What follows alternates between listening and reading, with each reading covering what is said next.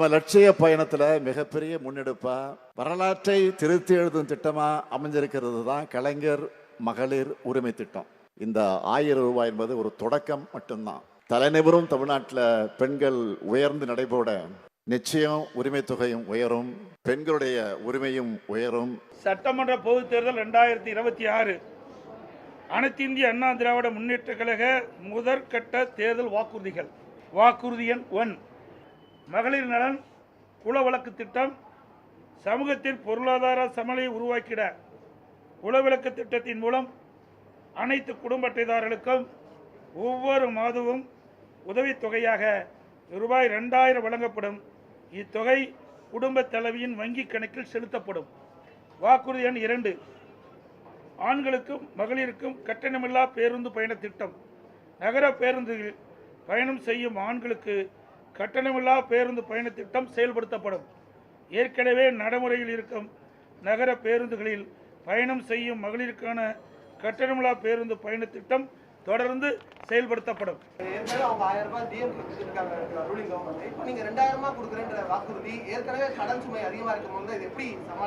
இதுதான் நான் சொல்றேன்ல, நிர்வாக திறமை இருந்தால் எல்லாமே சமாளிக்கலாம். அதெல்லாம் இன்னும், அதாவது 2ஆம் கட்ட தேர்தலுக்கு முழுமையாக வெளியிடுகின்ற பொழுது இன்னும் பல அறிவிப்புகள் வெளியிடப்படும். கனவு எடுக்கிறீங்க, கனவு நனவாகிறதே நான் இப்போ சொல்லிட்டு இருக்கிறேன். அனைத்து இந்திய அண்ணா முன்னேற்ற கழகத்தில் விரிந்திருக்கின்ற சக்திகள் அனைவரும் இணைய வேண்டும். சர்வாதிகார போக்கில் நான் இவரை சேர்க்க முடியாது, அவரை சேர்க்க முடியாது, இவரை சேர்க்க முடியாது சொல்வதற்கு யாருக்கும் அதிகாரம் கிடையாது. மாண்புமிகு அம்மா அவர்கள் எப்படி கட்சியை வளர்த்தெடுத்தார் என்பதெல்லாம் கடந்த கால வரலாறு. அதை பார்த்து படித்து புரிந்து கொள்ள வேண்டும் என்பதுதான் நான் இன்றைக்கும் சொல்லிக் கொண்டிருக்கிறேன். பிரிந்திருந்தவர்கள் அனைவரும் ஒன்றிணைய வேண்டும் பாஜக ஏற்கனவே வலியுறுத்தி இருந்தாங்க. மூத்த தலைவர்களுடைய விருப்பமாக இருந்து ஆமாம், அதே மனப்பான்மையில தான் பாஜக இப்பவும் இருக்குன்னு நினைக்கிறீங்களா? இல்லைங்க, யாரும் நல்ல ஐடியா முக்கியமாக சொன்னால் கேட்கலன்னு நான் என்ன செய்வேன்? சார், நீங்க என்டிஏ கூட்டணியில இணைந்து விட்டீர்களா? பேனர்ல எல்லாம் உங்க போட்டோ வச்சிருக்காங்க. அதிகாரப்பூர்வ அறிவிப்பு எதுவுமே வரல, ஆனா பேனர்ல இடம் பெற்றிருக்கு உங்க புகைப்படம். ஒரு கூட்டணிக்கு நாங்கள் செல்வதை உரியவர்கள் அறிவிப்பார்கள். கரெக்டா? உரியவர்கள் அறிவித்த பிறகு உங்களுக்கு தெரிய வரும். இன்னும் சொல்ல போனா எனக்கு எந்த தயக்கமோ எந்த குழப்பமோ எந்த அழுத்தமோ கிடையாது. இன்னும் ஒன்றே சொல்றேன், நான் வார்த்தை கொடுத்து விட்டால் அதில் நிற்பேன். அது மாதிரி நான் ஒரு கூட்டணிக்கு வார்த்தை கொடுத்திருக்கிறேன். அந்த வார்த்தையில் நான் நிற்பேன் என்பது அவர்களுக்கு தெரியும். அதனால் நான் பொறுமை காக்கிறேன். என்னால் அறிவிக்க வேண்டியவர்கள் அவர்கள். நாம் போய் அதுக்கு முன்னாடி அறிவித்தா அது மரியாதையாக இருக்காது என்று நினைக்கிறேன். அவர்கள் கூட்டணியை பலப்படுத்தவும் முடியாது. அவர்கள் கூட்டணி போக போக தேய்ந்து கொண்டு போகுமே தவிர வலுவாக ஆகுவதற்கான வாய்ப்புகள் தமிழ்நாட்டிலே குறைவு. எடப்பாடி பழனிசாமி அவர் புதிய புதிய கட்சின்னா நிறைய கட்சி உருவாகுது இல்ல, லெட்டர்பேட் கட்சி, அந்த கட்சியெல்லாம் வரும்னு சொல்றாரு. வணக்கம், இது கேள்விக்களம். சட்டமன்ற தேர்தலுக்கு இன்னும் சில மாதங்கள் மட்டுமே இருக்கக்கூடிய நிலையில் முதலமைச்சர் மு.க. ஸ்டாலின் தொடர்ந்து பல்வேறு அறிவிப்புகளை வெளியிட்டு இருக்காரு. அதற்கு எதிர்வினையாற்றும் விதமாக எதிர்க்கட்சி தலைவர் எடப்பாடி பழனிசாமி அவர்கள் இன்று முதற்கட்டமாக 5 அறிவிப்புகளை தேர்தல் வாக்குறுதிகளாக அறிவிச்சிருக்காரு அவர் பத்திரிகையாளர்களை சந்தித்து. அதே போல் கூட்டணி முடிவை எடுத்து விட்டேன், வாக்குறுதி கொடுத்து விட்டேன்னு சொல்லி டிடிவி தினகரன் சொல்கிறார். ஓபிஎஸ் அவர்கள் கடுமையான விமர்சனத்தை முன்வைத்திருக்கிறார் திரு எடப்பாடி பழனிசாமிக்கு எதிராக. சூடு பிடிக்கிறதா தமிழ்நாடு தேர்தல் களம், இதை தான் நாம் விவாதிக்க இருக்கோம். நம்மோடு இணைகிறார்கள் பத்திரிகையாளர் பாக்கி, அரசியல் விமர்சகர் ரவீந்திரன் துரைசாமி, பத்திரிகையாளர் ரங்கராஜன், அரசியல் விமர்சகர் ஜெகதீஸ்வரன் மற்றும் பத்திரிகையாளர் சிஎஸ் கோட்டீஸ்வரன். அனைவருக்கும் வணக்கம். திரு ரங்கா, உங்ககிட்ட இருந்தால் தொடங்கணும். ஒரு பக்கம் முதலமைச்சர் ஆட்சியில் இருந்து கொண்டு புதிய அறிவிப்புகளை வெளியிடுகிறார். மகளிர் உரிமை தொகையை கூடுதலாக 30 லட்சம் பேர் கொடுத்தது முதற்கொண்டு அமல்படுத்தவும் செய்கிறார். இன்னொரு பக்கம் அதை இவங்க ஸ்டார்ட் பண்ணிட்டாங்க தேர்தல் வாக்குறுதிகளை. முக்கியமாக இதில் பார்க்க வேண்டியது, ஒரு கூட்டணிக்கு வாக்குறுதி கொடுத்துட்டேன், நான் சொன்னதுபடி நிற்பேன், அவர்கள் அறிவிப்பார்கள், ஏன்னா நாங்கள் சின்ன கட்சின்னு சொல்லி டிடிவி. திரு ஓபிஎஸ் அவர்கள் சர்வாதிகார போல நடக்கிறாரு அப்படின்ற விஷயத்த மீண்டும் கட்சிக்கு கேஸ் போட்டிருக்கோன்றதெல்லாம் நினைவுபடுத்துகிறார். அப்போ ஒரு பக்கம் ஓபிஎஸ்க்கு கதவு அடைக்கப்பட்டு விட்டதா என்டிஏல? தினகரன் ஏறக்குறைய என்டிஏ போவதுன்றது உறுதியாகி விட்டதா? ஓகே, இதில் முதல் பிரச்சனைக்கு வருவோம். இப்போது ஒரு முதல்வராக இருக்கிறபோது நீங்கள் கரெக்டாக முதல் வரியில் அழகாக சொன்னீங்க. ஒரு கட்சி ஆட்சியில் இருக்கும்போது அதிகாரம் கையில் இருக்கிறது, அறிவிப்புகள் செய்ய வேண்டும் என்று நினைத்தால் பலதை அந்த 5 ஆண்டுக்குள்ளாகவே அறிவித்து முடிந்தால் அது அமலுக்கு கொண்டு வந்து மக்களுக்கு நேரடியாக அந்த பயனை முழுவதும் கொண்டு சேர்வதற்கான பணியில் ஈட வேண்டும். இதுதான் ஒரு ஆட்சிக்கு அழகு. நீங்கள் சென்ற முறை பார்த்தீங்கன்னா எடப்பாடி பழனிசாமி 4 ஆண்டுகள் ஆட்சியில் இருந்த பிறகு போன சட்டமன்ற தேர்தல் அறிக்கை கொடுக்குறாரு. அவருக்கு முன்னால் வைக்க வேண்டிய முதல் கேள்வி என்னென்னா, அந்த திட்டங்கள் நீ ஏன் அமுல்படுத்தலை? 4 ஆண்டுகளில் ஆட்சியில் இருக்கீங்கள்ல, 2017 2021 அமுல்படுத்திட்டு நீ மக்கள்கிட்ட சொல்லியிருக்கலாம் இதெல்லாம் நாங்கள் சாதனை செஞ்சுருக்கோம்னு. ஆனால் அது எதுவுமே செய்யாமல் ரொம்ப வெந்தையாக இருக்கிறது. அடுத்த 5 ஆண்டுகளில் எனக்கு வாய்ப்பு கொடுத்தால் அதில் நான் அமுல்படுத்துவேன்னு சொல்கிறாரு. இப்போவும் அதே நிலை தான். இப்போ என்ன சொல்கிறாரு, இந்த அறிவித்த இந்த திட்டங்கள் அவர் 2017 2017 அறிவித்திருக்கலாமே, எங்களுடைய திட்டம் சொல்லி நீங்கள் செஞ்சுருக்கலாமே, அது கூட செய்யலை. அது எல்லா கட்சிக்கும் பொருந்தாதா? இப்போ எப்படி இருந்தாலும் ஒரு தேர்தல் வாக்குறுதியை வந்து திமுக அறிவிக்கும், அடுத்தது அவங்க செய்ய போகிறதுக்கு டிராவிடியன் மாடல் 2.4ன்னு சொல்லி முதலமைச்சரே சொல்கிறார், அந்த கட்சியினுடைய அமைச்சர்களும் மூத்த நிர்வாகிகள் சொல்கிறாங்க.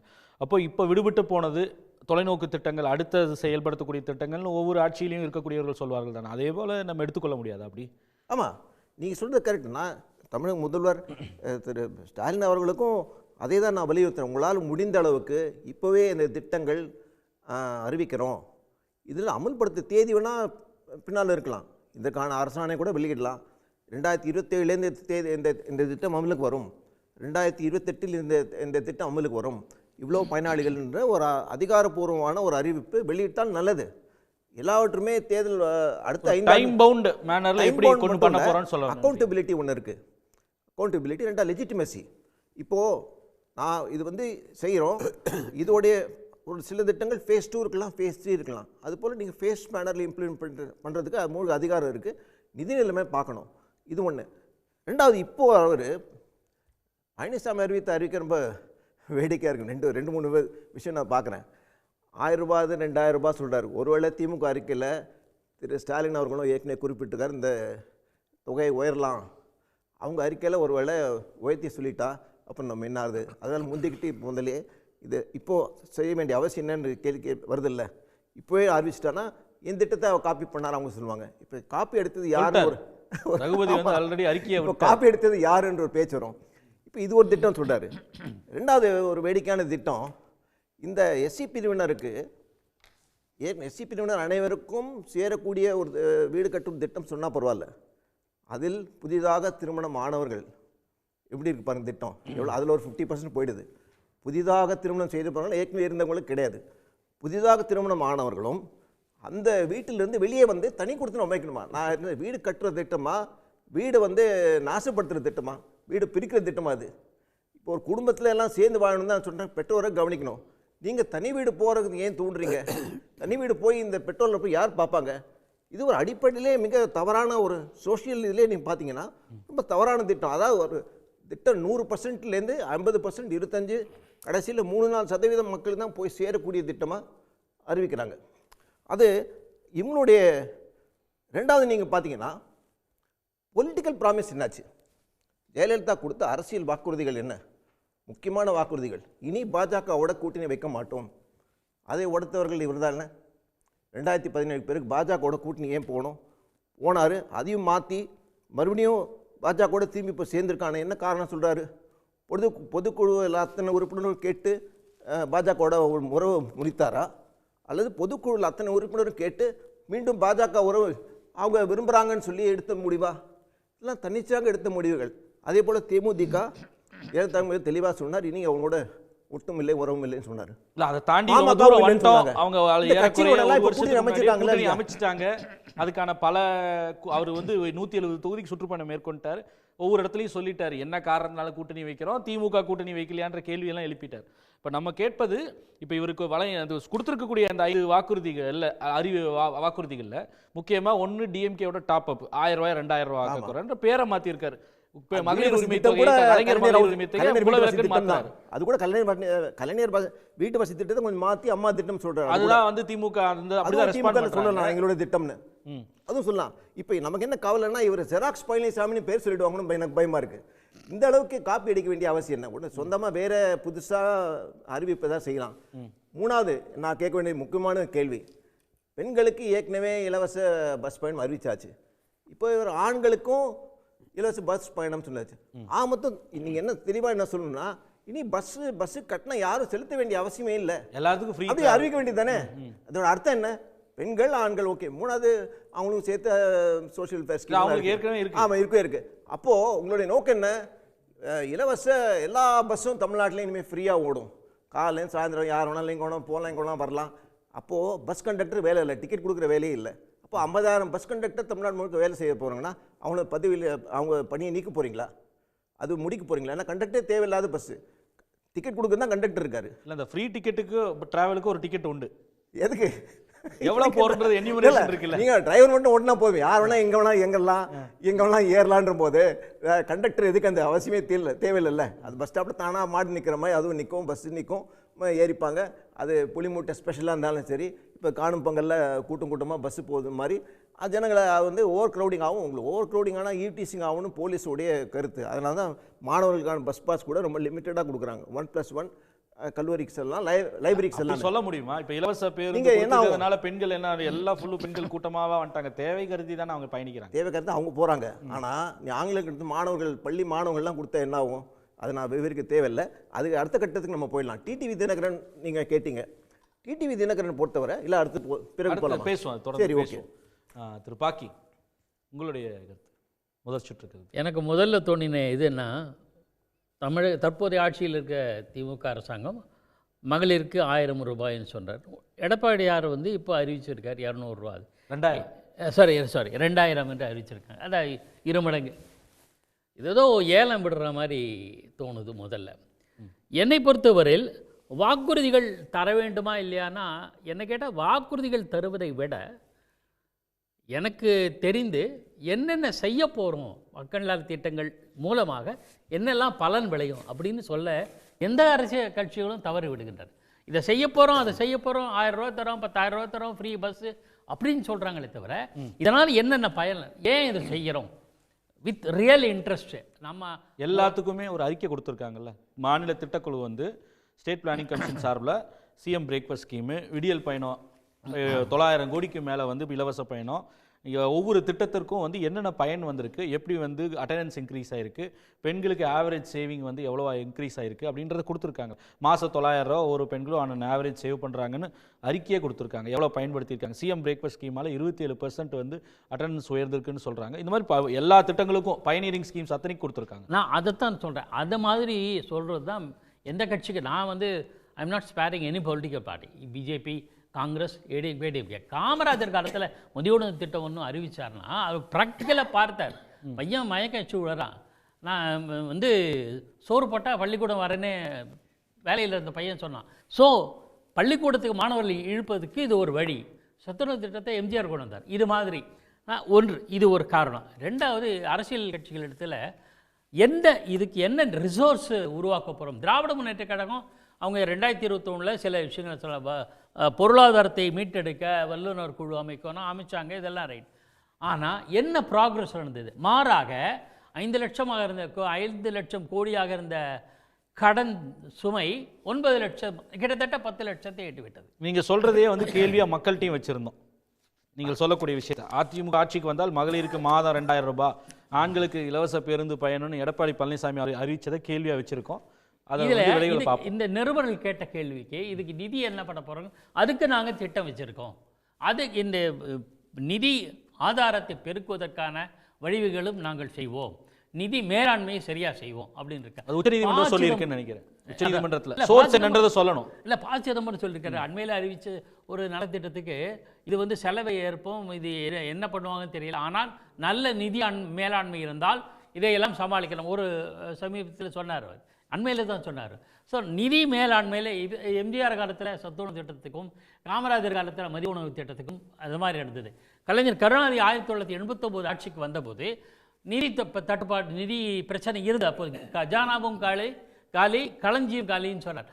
அப்போது சாராய சாம்ராஜ்யத்தை தகர்த்து விட்டேன்னு சட்டப்பேரவையில் கலைஞர் கருணாநிதி அறிவித்தார். இல்லை, இன்னைக்கு அறிவிப்பில் மூலமாக நாம் அதில் இருக்கக்கூடிய டேக்அவே என்ன, அதாவது அந்த ஃப்ரீ பஸ் ஸ்கீம் இருக்கு இல்லையா, இல்லை மக்களுக்கான விடியல் பயண திட்டம் பெண்களுக்கானதையும் சரி, இல்லை 1000 ரூபாய்ன்றதை வந்து ஒரு இன்டிஸ்பியூட்டபிள் ஒரு இன்டிஸ்பென்சிபிள் ஃபேக்டர் ஆயிடுச்சு, அதை வந்து தவிர்க்க முடியாதுன்றனால தான் அதோட டாப் அப்புக்கு போகிறாரா? 1000 ரூபாய் 2000 ரூபாய் ஆக்குன்றது, பெண்களுக்கு அதை வந்து ஆண்களுக்குன்னு எக்ஸ்டெண்ட் பண்ணுறதுன்றது அதோட சக்ஸஸ்ன்றது இட்ஸ் தேர் டு சி.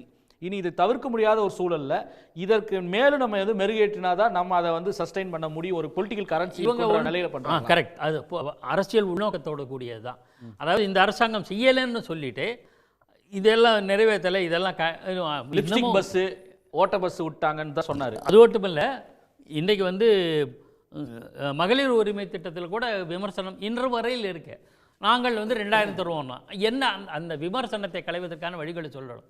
நான் என்ன சொல்கிறேன்னா, இந்த நலத்திட்டங்களை அறிவிப்பதற்கு பதிலாக தொழில் முதலீடுகள், இந்தந்த மாதிரி ஆலைகள் உருவாக்குவோம், இந்தந்த மாதிரி கட்டமைப்பை மேம்படுத்துவோம், இதற்காக இதை செய்வோம், எந்த அரசியல் செய்ய மாட்டேன், கட்சியும் செய்யறதில்லை. அதுதான் ஒரு பெரிய சோகம். நீ வாக்குறுதிகளை அழியுங்கள், ஆனால் அது என்ன மாதிரி வாக்குறுதி? இப்போ இதெல்லாமே தூண்டில் புழுவை மாட்டி மீனை பிடிக்கிற வேலை தான். இல்லை, அது நீங்கள் 2021 முன்னாடி உங்களுக்கு ஞாபகம் இருக்குன்னு நினைக்கிறேன், நாங்கள் நினைவூட்ட வேண்டியதில்லை. ஸ்டாலின் வந்து ஒரு மாநாடு போட்டார், திருச்சியில் மாநாடு போட்டு 7 அம்சங்கள்னு சொல்லி அதில் எப்படி ஒவ்வொரு விஷயத்தையும் செயல்படுத்த போகிறோன்னு சொல்லியிருந்தாங்க. மிஷன் 2030 சொல்லிட்டு அதில் வந்து இவ்வளோ இன்வெஸ்ட்மெண்ட் ட்ரா பண்ண போகிறோம் அப்படின்னு பல்வேறு ஹெட்ஸில் சொல்லியிருந்தாங்க. அதன் ஒரு அங்கமாகத்தான் இப்போ வந்து நாங்கள் ஒரு 10 லட்சம் கோடிக்கு மேலே முதலீடுகளை ஈட்டிருக்கோம் அப்படின்னு வந்து விளக்கமே கொடுத்துருந்தாரு. இல்லை, அது என்ன நெட் ரிசல்ட் என்ன வந்தது? இல்லை, அந்த போட்ட அந்த எம்ஓயூஸ் இன்வெஸ்ட்மெண்ட் ரியலைஸ் ஆனது. நான் வந்து குறை சொல்றதல்ல என்னுடைய நோக்கம். எந்த ஆட்சியாக இருந்தாலும் நீங்கள் நல்ல விஷயங்கள்லாம் சொல்றீங்க, என்ன ப்ராக்ரஸ், என்ன நிலைமை வெளிப்படையாக சொல்லுங்கள். ஸ்டேட்டஸ் ரிப்போர்ட் கேட்குறீங்க. பொருளாதார நிபுணர் குழு தந்த அறிக்கை குறித்து விரிவான விளக்கம் பொதுமக்களிடையே இல்லை. விரிவான பொதுவெளியிலே எந்த விதமான வெள்ளை அறிக்கை மக்களுக்கு இன்னும் விளக்கம் கொடுக்கணும்ன்றீங்க. இதே மாதிரி இப்போ இன்வெஸ்ட்மெண்ட்டை பற்றி சொன்னீங்க. ஒரு நிறுவனம் இன்வெஸ்ட்மெண்ட் குறித்து தவறான தகவலை அரசாங்கம் சொல்லுகிறதுன்னு சொல்லி எக்ஸ்போஸ் பண்ண சம்பவம் உண்டு. விமர்சனம் அல்ல என் நோக்கம். என்ன செய்யறீங்க, மக்களுக்கு தெரிந்தாகணும்ன்ற சொல்ல வரீங்க. டிரான்ஸ்பரண்டா வெளிப்படைத்தன்மை இல்லை. என்ன ப்ராக்ரஸ், முன்னேற்றம்? நான் நீங்க மத்திய அரசு கேட்டீங்கன்னா அதுக்கு நான் பதில் வச்சிருக்கேன். எல்லாத்துக்கும் பொருந்தும். நான் என்ன சொல்றேன்னா அதை சொல்லுங்கள். மாறாக இன்று சமூகத்தில் சீர்கேட்டுக்கு காரணமாக இருக்கிற சில விஷயங்கள், போதைப் பொருள், மற்றவை அதை பத்தி பேசுவோம். இன்னும் 3 பேர் இருக்காங்க, பேசுவோம். கோட்டீஸ்வரன் சொல்லுங்க. ஒன்று வாக்குறுதிகள், இன்னொன்று வாக்குறுதி கொடுத்து விட்டேன் கூட்டணிக்கு அப்படின்னு சொல்லி திரு டிடிவி தினகரன் பேசுறது. ஓபிஎஸ் உடைய கருத்து, டிக்டேட்டர் போல நடந்துக்கிறார், சர்வாதிகாரி போல அப்படின்னு சொல்லி அவருடைய விமர்சனத்தை எடப்பாடி மேல கூர்மி திட்டுறார். இந்த 2 விஷயத்தையும் சேர்த்தே பேசிடலாம். அது ஜனங்களுக்கு வந்து இது ஒரு நல்ல பொங்கல் செய்திங்க. மாறி மாறி திமுகவும் அதிமுகவும் ஜனங்களுக்கு இலவசம், ஃப்ரீ பஸ் பாஸ் கொடுக்குறோம், அதை கொடுக்குறோம், 2000 ரூபா கொடுக்குறோம். இது இப்படியே போச்சுன்னா பஸ்ஸில் போனாவே உங்களுக்கு காசு கொடுப்போம், அப்படி கூட ஒரு அறிவிப்பு வரலாம். நான் வந்து எனக்கு முன்னாடி பேசுனவங்க கிட்டேருந்து லைட்டாக மாறுபட விரும்புகிறேன். ஏன்னா மக்களை பொறுத்தவரையிலும் விளக்கம், கடன் சுமை அதெல்லாம் இல்லை, நிறைய பணம் பத்தலை, தேவை இன்னும் அப்படின்ற மாதிரி தான் ஜனங்க இருக்கிறாங்க. அதனால் வந்து பெண்களுக்கு இலவசமாக கொடுத்தப்ப பெண்கள் இப்போ இல்லத்தரசிகள் ஒரு 10 ரூபா மிச்சம் பண்ணாங்க, குடும்பத்துக்கு அது உதவி பண்ணுச்சு. ஏன் அப்போ மாடு மாதிரி உழைக்கிற ஆண்கள் வந்து என்ன பாவம் பண்ணாங்க? அவங்க வந்து காசு கொடுத்து போனோமா? ஏன் குடும்ப இல்லத்தரசி மிச்சம் பண்ணும்போது குடும்ப தலைமை மிச்சம் பண்ணக்கூடாதா? அவங்களும் மிச்சம் படுத்துகிறோம். அதனால் அதெல்லாம் அந்த மாதிரி திட்டங்கள் வந்து இது வந்து மேலை நாடுகளுக்கு நிகராக போகுது. ஊழலில் ஒண்டி தான் நாங்கள் நிகராக போவோம்னு இல்லை, திருடுறதில்லை. இந்த மாதிரி மக்களுக்கு அறிவிப்புலையும் நாங்கள் நல்லா பண்ணுவோன்னு வந்து இது வந்து என்ன கேட்டால் வந்து it's a political master stroke. இன்றைக்கி அதிமுக அறிவித்திருக்கிற இந்த செய்தியானது எடப்பாடி பழனிசாமி அவர்கள் தேர்தல் வாக்குறுதிலாம் அப்புறம் இருக்கட்டும், நான் இன்றைக்கே ஃபஸ்ட்டு இன்ஸ்டால்மெண்ட்டில் ஓப்பன் பண்ணிடுறேன்னு சொல்லிட்டு ஒரு 5 ஓப்பன் பண்ணிட்டார். இப்போ இது என்ன ஆகும்னா திமுக வர்சஸ் அதிமுக, அதிமுக வர்சஸ் திமுகன்னு சொல்லிட்டு பெர்செப்ஷன் செட் ஆகும். இப்போ இதில் புதுசாக வரவங்க, வீட்டிலே இருந்து ஆட்டின் போகிறவங்க, ட்விட்டர் போகிறவங்க, அவங்களுக்குலாம் இனிமேல்ட்டு வந்து perception battle it will be very clear. AIADMK வாக்குறுதி இது, திமுக வாக்குறுதி இது. அது வந்தால் 2000 ரூபாய். இப்போது அடுத்தது வந்து என்னென்னா ball is now in CM's court. அவர் வந்து நான் 2500 எனக்கு முன்னாடி சொன்னார் ஏலம் அப்படின்னு. ஆமாம், கிட்டத்தட்ட ஏலம் தான், ஒன்றும் தப்பு இல்லை. மக்களுக்கு தானே அந்த பணம் போகுது, டெண்டருக்கு போகல இல்லையா? அதனால் நான் என்ன சொல்கிறேன்னா திமுக இதை ஆரம்பித்தது, திமுக 1000 ரூபாய் கொடுத்தது பெண்கள். அப்போ எடப்பாடி பழனிசாமி இன்றைக்கி 2000 ரூபாய் நம்ம திமுக கூட ஒரு 500 ரூபாவோ இல்லை ஏதோ ஒன்று கூட சொல்லி கொடுத்தா அதனால் எந்த தப்பும் கிடையாது. மக்கள் நிறைய வரி சுமைக்கு ஆளாயிருக்கிறோம், மக்களுக்கு நிறைய தேவைகள் இருக்குது, கரண்ட் பில்லு ஸ்கூல்ஸ் எல்லாம் கட்ட முடியல, அதனால் நாங்கள் உழைச்சி வரியாக தான் திருப்பி கொடுக்க போகிறோம், நீங்கள் கொடுக்குற காசு திருப்பி உங்ககிட்ட தான் வரப்போகுது. அதனால் குறைந்தபட்சம் இந்த மாதிரி திட்டங்கள் வரும்போது இது இலவசம், இதனால் கடன் சுமை ஏறும். என்றைக்கு கடன் சுமை கம்மியாக இருந்தது? ஆமாம், வேர்ல்டு பேங்க் வரப்போகுது. இதனால் ஏழை பாழைகள் கிட்ட பணம் வரும். குறிப்பாக அந்த 100 நாள் வேலைவாய்ப்பு திட்டம், 150 நாள் வேலைவாய்ப்பு திட்டம், அதில் போகிறவங்கலாம் யார்? எல்லாம் பிபிஎம் ஃபஸ்ட்டு கையில் சூட் கேசஸ்ன்னு டை கட்டினா போகிறாங்க. ஏதோ மம்டி ஒன்று பிடிச்சிக்கின்னு ஊரில் ஏதோ வேலை இல்லை அப்படின்றதுனால போகிறாங்க. அதனால் விவசாயத்துக்கு போகிறவங்களோட வேலையாட்கள் குறையுது அப்படின்றது அது கரெக்டான பேச்சு. அதை அங்கே சரி செய்யலாம், அதில் என்ன நிறை குறைகள் வருதுன்னு பார்க்கலாம். மற்றபடி மக்களுக்கு விளிம்பு நிலையில் இருக்கிற மக்களுக்கு போகிற பணன்றது போகணும். அப்போ தான் வந்து இப்போ நம்ம இங்கிலாந்து பார்க்குறோம், ஃபின்லாண்டு பார்க்குறாங்களா, வயசானவே முதியோர் ஓய்வூதிய திட்டம் மாதிரி ஒன்று வச்சுருக்கிறாங்க. அந்த மாதிரி இங்கே எல்லா மக்களுக்கும் பணம் போகிறது, இலவசம் போகிறதுன்றது 100% வரவாக இருக்கணும். அதை தாண்டி வந்து அந்த பெண்களுக்கு வந்து 25,000 ரூபாய் ஸ்கூட்டிக்கு தருவோன்னு சொல்லியிருக்கிறாங்க. லேப்டாப்பே நம்ம ஃப்ரீயாக கொடுக்கும்போது அது பெண்களுக்கு ஒரு 25,000 ரூபாய்க்கு மானியம் கொடுக்குறதுன்றது ஒன்றும் கிடையாது. இதில் சொல்லியிருக்கிற திட்டம்லாம் செய்து வந்து நிறைய நேரத்தில் திமுகவும் காட்டியிருக்குது, அதிமுகவும் காட்டியிருக்கு. அதனால் இந்த தேர்தல் அறிக்கை இன்றைக்கி வச்சிருக்கிறது என்னென்னா, AIADMK is back on track. இது வந்து AIADMK versus DMK, DMK versus அதிமுகன்னு சொல்லிட்டு இருதுருவ அரசியல் நோக்கி தான் போகுது. நீங்கள் வேணால் பாருங்கள், அடுத்த ஒரு வாரத்துக்கு வந்து இந்த 2000 ரூபாய் பற்றி தான் பேச்சு ஓடும். இப்போது அடுத்த ஒரு கட்சி இது நல்லா சொன்னோன்னா, பொங்கலுக்கு பரிசு தொகை தாண்டி தீபாவளிக்கும் பரிசு கொடுக்கணும். ஏன்னா நாங்கள் வந்து ஆடல் பாடல் நிகழ்ச்சி, விடுமுறை, கூட இலவசம்லாம் எதிர்பார்க்குறோம். நான் மக்கள் சார்பாக பேசுகிறேன். நீங்கள் வந்து இன்றைக்கி விவாதம் வந்து ஊழல் பற்றியோ கடன் சுமையை பற்றியோ கொள்ளையடிக்கிறத பற்றியோ கிடையாது. இன்றைக்கி விவாதம் மக்களை யார் குசிப்படுத்துறது, இது பேசிக்கான ஒரு விஷயம். மக்கள் எதிர்பார்ப்புகளை பூர்த்திப்படுத்துகிற திட்டங்களை ஏற்கனவே வந்து முதலமைச்சர் வந்து அறிவிப்பாக வெளியிட்டு செயல்படுத்திட்டு இருக்கார். இன்னொருவர் வந்து எதிர்க்கட்சி தலைவர் ப்ராமிசஸாக வைக்கிறார். அதில் தவறு இல்லை, மக்கள்கிட்ட தான் போகுதுன்னு சொல்கிறீங்க. இதுல இடையில இன்னும் 2 பிளேயர்ஸ், ஒன்னு தாவேகா அவர்கள் வந்து லீவ் விட்டு போயிடலாம். கடந்த ஒரு 15 நாளா பேச்சிலேயே தேர்தல் வாக்குறுதிலாம் வருதோ 3வது நாளாவது லீவ் விட்டு போயிடுங்க. தாவேகா 3000 ரூபாய் ஏன்னா அவங்க வந்து ஒண்ணு முதல்வரா இருக்கிறவரு இல்ல சார், நான் வந்து சார் தாவேகா நாயுடுமா அவங்க 5000 ரூபாய் கொடுத்தாங்கனா இல்ல, அவர் திரு ரங்கா கேக்குறது 5000 ரூபாய்னு ஒரு பிராமிஸ் ஒரு வேளை வந்து விஜய் அனௌன்ஸ் பண்ணிட்டா டிஎம்கே வெர்சஸ் டிவிகேன்னு மாறிடுமா அப்படின்னு கேக்குறாரு. அது மாறட்டும், நான் வேணான்னு இல்லையே, 5000 அனௌன்ஸ் பண்ண சொல்லுங்க. வரதை நான் எதுக்கு, அதாவது நான் என்ன சொல்றேன்னா, மக்கள்கிட்ட அமெரிக்காலலாம் எப்படின்னா எல்லாரும் நிற்பாங்க, நான் என்ன செய்ய போகிறேன் மக்கள்கிட்ட சொல்லணும், மக்கள் முடிவு பண்ணி டிக்கு போடுவாங்க. இப்போ இன்றைக்கி எதிர்கட்சி தலைவராக அவர் வந்துட்டு, அதாவது எம்ஜிஆரோட பிறந்தநாள் அன்றைக்கி ஒரு வாழ்த்து போட்டு வீட்டிலே இருப்பார். குறைந்தபட்சம் எம்ஜிஆருக்கு போய் மாலை கூட போட மாட்டார். ஆனால் எம்ஜிஆரோட பிறந்த நாளைக்கு அவர் பாருங்க 2000 ரூபா அனௌன்ஸ் பண்ணுறாரு. அப்போ இதுதாங்க ஒரு ஆக்கப்பூர்வமான அரசியல். அடுத்தது அப்படியே டிடிவி அண்ட் ஓபிஎஸ் விஷயத்துக்கு வருவோம். டிடிவி ஒரு கட்சிக்கு தேர்தல் வாக்குறுதியை கொடுத்துட்டேன்றாரு. ஓபிஎஸ் வந்து டிக்டேட்டர் மாதிரி சர்வாதிகாரி போல நடந்துக்கிறாரு இபிஎஸ் அப்படின்னு சொல்லி போன தேர்தல் கதவை அடைச்சிட்டாங்களா? கரெக்ட். போன தேர்தலையே மாற்றி சொன்னாங்க. அன்னைக்கு ஓபிஎஸ் வந்து இணக்கமாக இருந்தார், டிடிவி சர்வாதிகாரினாரு. இன்னைக்கு டிடிவி அமைதியாக இருந்து வாக்கு கொடுத்துட்டேன் அப்படின்றாரு. ஓபிஎஸ் அவர்கள் சர்வாதிகாரி. அதாவது போன தேர்தலில் வந்து ஓபிஎஸ்ன்னு டிடிவி அவுட்டு, இந்த தேர்தலில் டிடிவின்னு ஓபிஎஸ் அவுட், அவ்வளோதான். மற்றபடி சிலபஸ்லாம் அதே சிலபஸ் தான், அதே கூட்டணி தான். இதில் வந்து என்னன்னா ஒரு விஷயம் உண்மையாகி போச்சு. என்னன்னா டிடிவி தினகரன் அவர்கள் கிட்டத்தட்ட அதிமுக கூட்டணிக்கு வர்றது உறுதியாயிடுச்சு. தொண்டர்கள் வந்து அந்த போஸ்டர்லாம் ஒட்டுறாங்கன்ற மாதிரி சொல்கிறாங்க. 23ஆம் தேதி பிரதமர் வரும்போது சேர்ந்து பயணம் பண்ணுற மாதிரி அந்த முதற்கட்ட பேச்சுவார்த்தைகள் வருது. அதனால் அமமுக அதிமுக கூட்டணிக்கு போகிறதுன்றது கிட்டத்தட்ட உறுதியான மாதிரி தெரியுது. ஓபிஎஸ் அவர்களுக்கு இடம் இல்லை அப்படின்றது தான் இருக்குது. இதுக்கு மேலே அவர் காலதாமதம் பண்ணி என்ன பண்ண போகிறான்னு தெரியல. விஜய் அவர்கள் ஆட்சியில் அதிகாரத்திலலாம் பங்கு தரேன்னு சொல்லி நிறைய நேரம் சொல்லிட்டு இருக்காரு.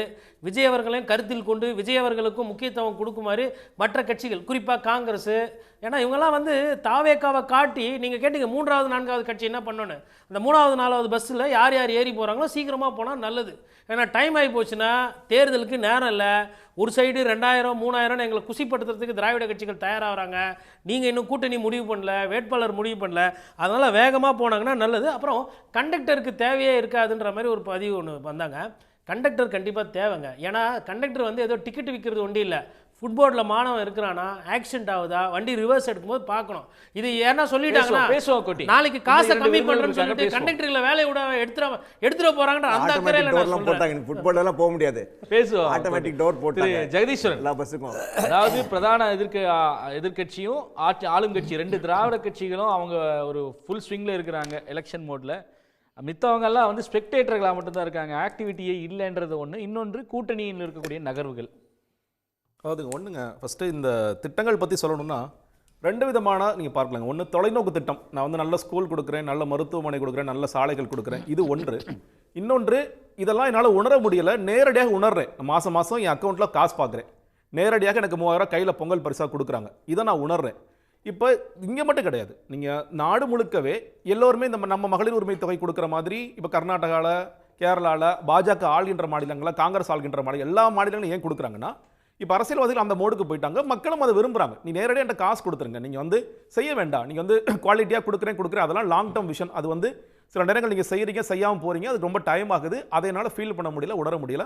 அப்போ இந்த மாதிரியான ஒரு திட்டத்தை நீங்கள் துவக்கிறீங்கன்னு சொல்லிட்டு அது மக்களும் அதை வரவேற்கிறாங்க, அரசியல் கட்சிகளும் அதை துவக்கிட்டாங்க. இனிமேல் இது ஸ்டாப் பண்ண முடியாது, போயிட்டே தான் இருக்கும். இன்னைக்கு ஒன்று என்னன்னு கேட்டிங்கன்னா, இன்னைக்கு வந்து இந்த 1000 ரூபாய் கொடுக்குறது இவர் 2000 ரூபாய் கொடுக்குறாரு அப்படிங்கிறதுல இருக்கிற ஒரு சிக்கல், நான் முதல்ல இந்த பேரில் எனக்கு சிக்கல் இருக்குது. நீங்கள் மகளிர் உரிமை தொகை அப்படிங்கிறது பாருங்கள், குலவிளக்கு, எனக்கு என்ன குலவிளக்கு குத்து விளக்கு, இது என்ன சமூக ரீதியாக நீ, அதாவது உரிமைங்கிறது கேட்டு வாங்குங்கிற ஒரு துணி வருது. பெண்கள் வந்து வீட்டில் வேலை செய்கிறது தான் லாயக்காக இருக்குவாங்க, குலவிளக்கு நீ வந்து அப்படியே இருமா, குத்து விளக்கு அவனை வச்சுக்கிறோமா, அவனை பாதுகாப்பாக வச்சுக்கிறோமா, இது இந்த பேர் ஏன் கொண்டு வர்றாங்க அதிமுக அப்படிங்கிறதுல எனக்கு ஒரு சின்ன கருத்து இருக்குது. இன்னொன்று, இந்த பயண திட்டம் இருக்கு இல்லையா, நீங்கள் வந்து ஆண்களுக்கும் நாங்கள் இலவசமாக கொடுக்கின்றோம், டக்குன்னு பார்க்கும்போது ஒரு விஷனரி லீடருக்கான திட்டம் மாதிரி தெரியுது. ஓகே, நீ வந்து பொது போக்குவரத்தை ஜாஸ்தி பண்ணுறதுக்காக எடப்பாடி பழனிசாமி பெண்கள் மட்டுமல்ல ஆண்களுக்கும் நீங்கள் போகலான்னு ரொம்ப விஷனரி லீடராக திங்க் பண்ணிருக்காருன்னு யோசிச்சுட்டு இருக்கும்போது அவர் டக்குன்னு என்ன பண்ணுறாருன்னா 5 லட்சம் மகளிருக்கு நாங்கள் வந்து மானியத்தில் ஸ்கூட்டர் கொடுக்குறோம். எனக்கு புரியவே இல்லை, அதுவும் இதுவும் முரணான திட்டங்க. நீங்கள் பொது போக்குவரத்தை ஜாஸ்தி பண்ணி நாங்கள் வந்து போக்குவரத்துக்கு வேறு மாதிரியான ஒரு ஐடியானா சில நாடுகளில் யோசிக்கிறாங்க, எல்லா மக்களுக்கும் நீங்கள் பொது போக்குவரத்தை அதிகமாக பயன்படுத்த வேண்டும். ஏன்னா சாலைகள் ஏற்படுற ஆக்சிடென்ட்ஸாக இருக்கலாம், பொல்யூஷனாக இருக்கலாம், இன்னைக்கு எல்லா பிரச்சனைகளுக்கும் தீர்வாக எல்லாத்துக்கும் ஃப்ரீ பஸ் கொடுத்துட்டு எதுக்கு 5 லட்சம் பேருக்கு ஸ்கூட்டி கொடுக்குறீங்க? அது ஒன்று. இன்னொன்று, ஜெயலலிதா அவர்கள் இருக்கும் பொழுதும் இந்த திட்டம் ஃபெயிலியர் ஆச்சு, அப்பொழுதே அவரால் மானியம் கொடுக்க முடியல, ஸ்டாப் பண்ணிட்டாங்க. ரொம்ப கடைசி காலத்தில் கிட்டத்தட்ட ஜெயலலிதா அந்த ஆட்சி அடுத்த தேர்தலை சந்திக்கும் போது அந்த திட்டத்தை ஆரம்பிச்சாங்க, வேகமாக ஃபார்ம்ஸ் கொடுத்தாங்க, ஆனால் எல்லாருக்கும் ஸ்கூட்டி கிடைக்கல, அது வந்து மானியமும் கிடைக்கல. அப்போயே ஃபெயிலியர் ஆன திட்டத்தை மறுபடியும் கொண்டு வராரு அப்படிங்கிறது ஏங்கிறது தெரியல. இன்னொன்று, இந்த வீடு கட்டுற திட்டம், மனை வாங்கி நான் வீடு கட்டி கொடுப்பேன், அதே மாதிரி நீங்கள் வந்து தலித் மக்களுக்கு நான் கல்யாணம் வீடு கட்டி கொடுப்பேன், எனக்கு புரியவே இல்லை. நீங்கள் ஏற்கனவே இங்கே வந்து குடிசை மாற்று வாரியம் என்பது நகர்ப்புற வாழ்விட மேம்பாரியமாக மாற்றப்பட்டு நீங்கள் வந்து ஆற்றங்கரையோரம் இருக்கிற மக்கள், பொருளாதாரத்தில் பின்தங்கிய மக்களுக்கு நீங்கள் ஒரு ஸ்கீம் பேஸ்டாகவும் வருது, இல்லைங்க பொருளாதாரத்தில் பின்தங்கிய மக்களாக இருக்கேன், எனக்கு வீடு இல்லை, நீங்கள் போய் அப்ளை பண்ணால் அவங்களுக்கு கொடுக்குறாங்க, நீங்கள் 400 சதுர அடியில் போய் வீடு காமிக்கிறாங்க, அது ஒரு சிஸ்டம் போயிட்டு இருக்கு. வீட்டு வசதி வாரியம், நீங்கள் வந்து மிடில் இன்கம் குரூப்புக்கு, ஹை இன்கம் குரூப்புக்கு வீடுகளை கட்டி விற்கிறாங்க, அது ஒரு திட்டம் போயிட்டு இருக்கு. இது இல்லாமல் தொகுப்பு வீடுகளாக அம்மா திட்டம், கலைஞர் திட்டம் வீடுகள் இருக்கு. இப்படி இருக்கும் பொழுது எடப்பாடி பழனிசாமி, எனக்கு புரியல, வாடகை வீட்டில் இப்போ இருக்கிறவங்கிறது ஒரு 10,000க்கு இருப்பாங்க, 3 லட்சத்துக்கு இருப்பாங்க. அப்போ எல்லாருக்கும் வாடகை இருக்கிறவங்க எல்லாத்தையும் நாங்கள் வாங்க, வெளியே வாங்க, உங்களுக்கு நாங்கள் வீடு கட்டி கொடுக்க போகிறோம் எடப்பாடி சொல்கிறாரா இல்லை விஜய் சொல்கிறாராங்கிறது ரொம்ப குழப்பமாக இருக்கிறது. இந்த வீடு கட்டுற திட்டத்தை ஏன் இப்படி, ஏன்னா விஜய் புரியாமல் பேசுகிறாருங்கிறது என்னால் புரிஞ்சுக்க முடியுது. எடப்பாடி அவர்கள் இப்போ அதிமுக காலமாக அதிமுகவும் திமுகவும் இந்த வீடு கட்டுற திட்டங்கள்லாம் நீங்கள் ஓரளவுக்கு செஞ்சுட்டு தான் வந்துகிட்டு இருக்காங்க. அது குடிசை மாற்று வாரியமாக பேர் மாறினாலும் அது நடந்துகிட்டு தான் இருக்குது. புதுசாக இப்போ என்ன செய்கிறாங்க அப்படிங்கிற கேள்வி இருக்குது. நீங்கள் கேட்டதில் புது பிளேயர்ஸ் என்ன பண்ணுறான்னு கேட்டிங்கன்னா, விஜய் போன்றவர்கள், இன்னும் சொல்ல போனால் இன்னைக்கு தேர்தல் களம் எவ்வளோ பரபரப்பாக, எல்லா தலைவரும் இயங்கி கொண்டு தான் இருக்காங்க. நீங்கள் வந்து நமக்கு அவங்களுக்கு பிடிச்சிருக்கு பிடிக்கல, அது வந்து முதலமைச்சராக இருக்கலாம், இடதுகட்சி தலைவராக இருக்கலாம், அன்புமணி ராமதாஸாக இருக்கலாம், தினகரனாக இருக்கலாம், எல்லாரும் இயங்கிட்டே இருக்கிறாங்க. இயங்காத ஒரே தலைவராக விஜய் இருக்கார். சிபிஐ கிட்ட போறாரு, அவர் என்ன சொல்றாரு, 4 நாள் லீவ் கொடுங்க, பொங்கல் போய் நான் கொண்டாடிட்டு வந்துடுறேன். பொங்கலை போய் கட்சிக்காரர்கள் கொண்டாட போறாங்க, அவங்க லீவ் கொடுத்து அமிச்சா அவர் வீட்லயும் கொண்டாட மாட்டேங்கிறாரு, கட்சிக்காரர்களையும் கொண்டாட மாட்டேங்கிறாரு, எங்கேயுமே கொண்டாடாம என்ன பண்ணிட்டு இருக்காருன்னு தெரியல. லீவ் மட்டும் கேட்டு வாங்கிட்டு வீட்டுக்குள்ள பொங்கல் வைப்பாரா இருக்கும் சார், புரியல. நீங்க அதுக்காக போட்டோ போடலன்றதுக்காக பொங்கலை கொண்டாடாம இருப்பாரு. எனக்கு எப்படி இருக்குங்க, இன்னைக்கு எல்லா அரசியல் நீங்க முதலமைச்சர் பார்த்தோங்க, அவங்க வந்து ஜல்லிக்கட்டுக்கு போறாங்க, இங்க சேகர்பாபு உங்க தொகுதியில போய் மக்களுக்கு என்ன வேணும்னு சொல்லி கேட்டாங்க. எடப்பாடி பழனிசாமி மாவட்ட செயலர்களை பார்க்குறாரு, எல்லாத்தையும் பரிசல் வாங்குறாங்க. எல்லா அரசியலும் பரபரப்பா ஏதோ செஞ்சுட்டு இருக்காங்க. பொங்கல் கொண்டாடுற போட்டோஸ் நீங்க அப்படிதானே கட்சி. இப்போ தாவேக்கால இருக்கிற நிர்வாகிகள் தலைவர் என்ன பண்றாரு, பொங்கலுக்கு என்ன பண்ணாரு, வாழ்த்து செய்தி போட்டார் ட்விட்டர்ல, அதை தாண்டி என்னப்பா பண்ணாரு கேள்வி எல்லாருக்கும் இருக்கும்ல, சாமானிய எல்லாருக்கும் இருக்கும்ல. நீங்க இன்னும் 100 நாட்கள் கூட இல்லைங்க தேர்தலுக்கு, அவர் என்ன பண்றாருன்னு யாருக்குமே தெரியாத ஒரு தலைவராக விஜய் இருந்துட்டு இருக்காரு. அவர் உண்மையிலே அந்த களத்தில் இல்லாதவர்கள்ட்ட பேச்சு கிடையாதுன்னாரு. அவர் தான் பேச்சு, அவரோட தான் பேசவே கூடாது. களத்திலே இல்லாத ஒரு நபராக தமிழக வெற்றி கழகம் மட்டும்தான் இருக்கு. அப்படிதான் நான் பார்க்கிறேன். நீங்க பேசுவோம் நிச்சயமா. ரவீந்திரன் துரைசாமி, களத்திலேயே இல்லை அப்படின்றத கலை யதார்த்தம் இதுதான் அப்படின்றத மக்களுக்கு உணர ஆரம்பிச்சிருச்சா? இந்த 2 பேர் தான் பிளேயர்ஸு, மித்தவங்கெல்லாம் வந்து ஸ்பெக்டேட்டர்ஸ், இல்லைன்னா ஒரு காமிக் ரிலீஃப் தானா? அப்படி சொல்ல முடியாது. ஜெயலலிதாவும் கலைஞராக இருக்கும்போது, புரட்சி தலைவியும் முத்தமிழறிஞரும் இருக்கும்போது 2 பேரும் தான் பிளேயராக இருந்தாங்க. 1 விழுக்காடு தான் வித்தியாசம். அப்போ மூணாவது இல்லை, 4வது 5வது 6வது வந்த பிளேயர் சீமான் எடுத்தது 1 விழுக்காடு தான்.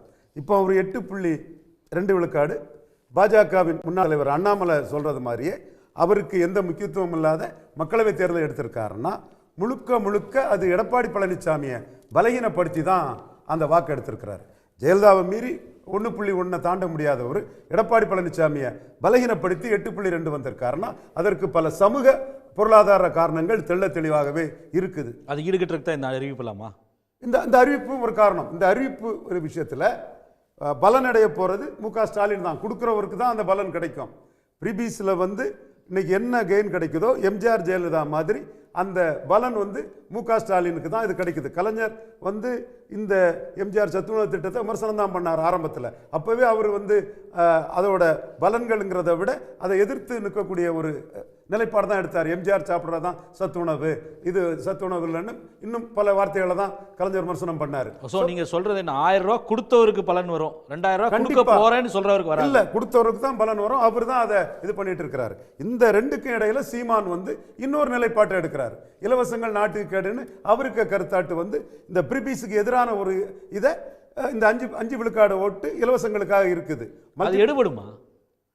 அதுல இந்தியா முழுக்க இப்போ லாட்லி பெஹனா ஸ்கீம்னு எல்லா மாநிலத்தையும் ஒவ்வொன்று தொட்டு கர்நாடகா, ஆந்திராவில் தொட்டு தெலங்கானால இருந்து மத்திய பிரதேஷ், மகாராஷ்டிரா, பீகார் வரைக்கும் 10,000 ரூபாயில் போய் நிற்கிது. அங்கே அதுக்கு தான் ஓட்டு விழுகுதுன்றது தெரியும் போது இதெல்லாம் எடுபடும். அதுக்கு நான் விடுறேன், மல்டிபிள் ஃபேக்டர்ஸ்ல ஓட்டு வருது. அந்த 5 விழுக்காடு ஓட்டு தான் ஸ்டாலினுக்கு அதிக அளவு உழுதுங்கிறனால எடப்பாடி போட்டிக்கு வராரு.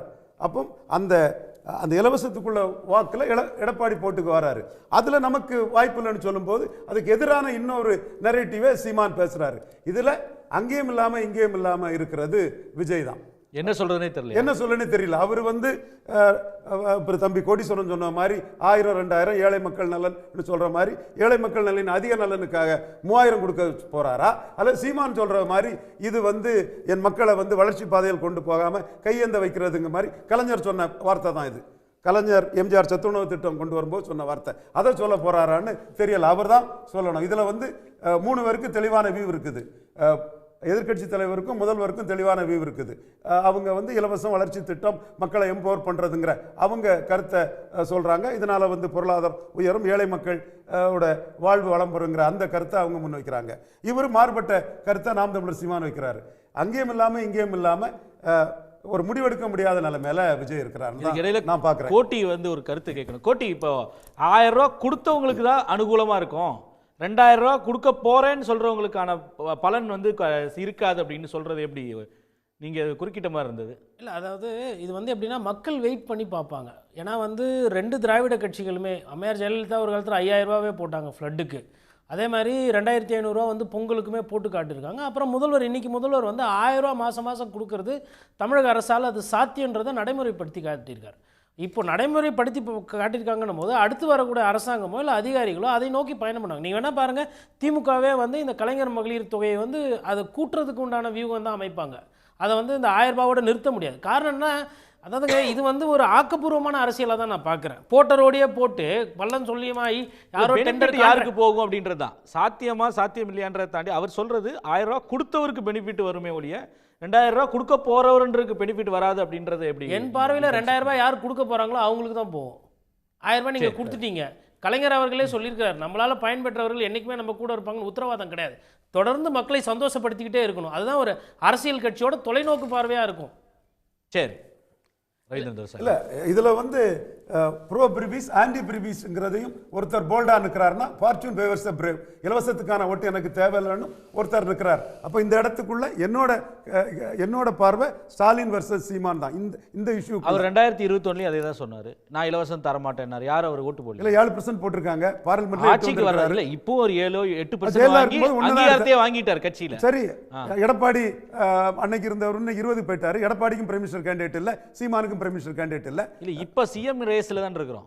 சிஎம் ரேஸ்ல பிஎம் ரேஸ்ல பிரைம் மினிஸ்டர் கேண்டிடேட் இல்லாத போது எடப்பாடி வந்து வட தமிழகத்துல பெரிய அளவுக்கு சாதிச்சிருக்கிறாரு. தென் தமிழகத்துல சீமானோட 30,000 ஓட்டு குறைவா எடுத்திருக்கிறார். நீங்க சொல்ற நம்பர்ஸ் நான் கேட்கிறது வரக்கூடிய சட்டமன்ற தேர்தல் 2 பேரும் வந்து மேஜர் பிளேயர்ஸ் கொடுக்குறேன் கோட்டி வந்து மேஜர் பிளேயர் ஸ்டாலின்.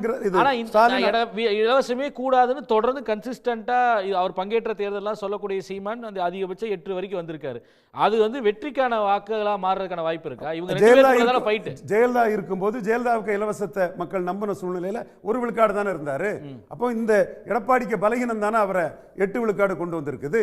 தென் மாவட்டத்தில் பலகீனப்பட்டிருக்காரு. அவரை இன்னும் உயர்த்தணும்னா யாரோட ஓட்ட அவர் எடுப்பாரு? நிச்சயமா எடப்பாடி ஓட்ட தான் அவர் எடுப்பாரு. எடப்பாடி வந்து காங்கிரஸும் வேண்டாம் பாஜக வேண்டாம்னு சொன்னாரு. சீமான் அதே நிலைப்பாட்டில் தான் இருக்கிறாரு. எடப்பாடி தன் நிலைப்பாட்டில் இருந்து மாறி இருக்கிறாரு. எடப்பாடி விக்கிரவாண்டி ஈரோடு கிழக்குல நிக்கல, சீமான் அதில் கண்டஸ்ட் பண்ணியிருக்கிறாரு. இன்னைக்கு காங்கிரஸ் பாஜக இல்லாத ஒரு இடத்துக்கு விஜய்ன்ற ஒரு பொது பிளேயர் வந்திருக்காருல, ஒருவேளை காங்கிரஸ் திமுக கூட்டணி வந்து தொடரும்ன்றதுதான் இப்ப நிலைப்பாடு. தொடர்ந்தால் அவரு நான் பிஜேபி நான் காங்கிரஸ் அலையன்ஸா தான் அவர் இருப்பாரு. இல்ல அவர் ஒரு ஆப்ஷன் இருக்குல்ல, அவர் சீமானுக்கு எதிரா இல்ல அவர் இருக்கு, ஆப்ஷன் இருக்கு, நான் மறுக்க வரல. 3வது 4வது வரக்கூடிய பிளேயர் 3 பிளேயருமே பாதிக்கலாம், நான் மறுக்க வரல. ஆனால் அவர் வந்து வரும்போதே பிஜேபி வில்லன், பிஜேபி நாட்டுக்கு கேடு, ராகுல் காந்தி தான் புனிதர், அங்கே குடும்ப ஆட்சி இல்லை, அவங்க போபல்ஸில் ஊழல் பண்ணல, உத்தமர்கள்னு சொல்கிறதுனால இன்னைக்கு அவர் இந்திய அளவிலே பெரிய இடர்பாடுகளுக்கும் சிரமங்களுக்கும் சசிகலா மாதிரியே அவருக்கு இடர்பாடுகளும் சிரமம் வருங்கிற சூழ்நிலை வந்திருக்குது. காரணம் அவர் எடுத்து வச்ச வியூகமே தப்பு. நாம் நாட்டை திருத்த வரேன், மற்றவங்க சரியில்லைங்கிற ஒரு பார்வையை சொல்லலாம். ராகுல் சரியானவர், நல்லவர், நேர்மையானவர், அவருக்கு அவர் ஓட் சோரிக்க ஆர்ப்பாட்டம் பண்ணுறது கரெக்டு தான், அவருக்கு நிலைப்பாடெல்லாம் கரெக்ட் தான் சொல்லிட்டு மோடி மோசமானவர்னு சொல்லி வரக்கூடிய நிலைப்பாடு. இன்னொரு வந்து பல நிரூபிக்கிறதுக்கு முன்னாடி ஒரு கூட்டணி வாய்ப்பை எதிர்பார்த்து வராரு. அதில் பாதிக்கப்படக்கூடிய மோடியால் அவர் பாதிக்கப்பட்டிருக்கிறாரு. இந்த பாதிப்பின் அளவு என்ன பொறுத்தவரை அது சசிகலாவுக்கு ஏற்பட்ட பாதிப்பை நோக்கி போகிறதாட்டு நான் பார்க்குறேன். இதுல இருந்து அவர் எப்படி மீள போறாருங்கிறதையும் பார்க்கணும். இதில் டிடிவி ஓபிஎஸ் ஆல்மோஸ்ட் என்டிஏ பக்கம் கிராவிடேட் ஆயிட்டாரு அப்படிதான் தெரியுது. டிடிவி ஓபிஎஸ் எந்த பக்கம் போவதற்கான வாய்ப்பு? ஓபிஎஸ் வந்து விஜயா திமுக பக்கமும் போகலாம், டிவிகே பக்கமும் போகலாம். ரெண்டு ஆப்ஷன் தான் இருக்குது. அதிமுக ஆப்ஷன்ல எடப்பாடி வந்து அவரை க்ளோஸ் பண்ணிட்டாரு. இவங்க என்டிஏவே இல்லைன்றது, என்டிஏ கதவுகள் அடைக்கப்பட்டாச்சு. இபிஎஸ் 20 விழுக்காடு வாக்கு பலம் கொண்டவர். அந்த 20 விழுக்காடை மதித்து தான் அமித்ஷா வந்து கூட்டணி வச்சிருக்கிறாரு. ஸோ அவருக்கு வார்த்தையை ஈஸியாக தூக்கி போட்டுட்டு போக முடியாது பாஜக. இதுதான் 100க்கு 100 உண்மை. அந்த வகையில் 3 பேரில் 2 பேர் வேண்டாங்கிறத அவங்க ஏற்றுக்கிட்டாங்க. எடப்பாடி வேண்டாம்னு சொன்ன 2 பேரை ஏற்றுக்கிட்டாங்க. சசிகலா ஓபிஎஸ் வேண்டான்றதை ஒத்துக்கிட்டாங்க, பாஜக ஒத்துக்கிட்டாங்க. அதனால தான் எடப்பாடி ஓப்பனாக சொல்லிட்டாப்புல. ஆனால் டிடிவியை எடப்பாடி ஏற்றுக்கிறாரு. தேவையா? இதில் தான் என்ன பிரச்சனை இருக்குதுன்னா 2021 இப்படி ஒரு சிச்சுவேஷன் வரும்போது சாக்கடை ஜலம்னாலும் வீடு தீப்பற்றி எறியும் போது அதை கொண்டு அரிக்கணும்னு மோடிக்கு நெருக்கமானவங்களே சொல்லும்போது எடப்பாடி பழனிசாமி அவங்கள தடுத்துட்டாரு. காரணம் அமித்ஷாவோட முயற்சியை மோடி முறியடிச்சாருங்கிறதா உண்மை. இப்பவும் தமிழ்நாட்டுக்குள்ள மோடி வரும்போது கதவை அடைச்சது 2 பேருக்கும் மோடி கதவை அடைச்சாரு. ஓபிஎஸ்க்கும் அடைச்சாரு, டிடிவிக்கும் அடைச்சாரு. இதில் டிடிவிக்கு அடைச்ச கதவை, மோடி அடைச்ச கதவை அமித்ஷா டிடிவிக்காக திறக்க பார்க்குறாரு.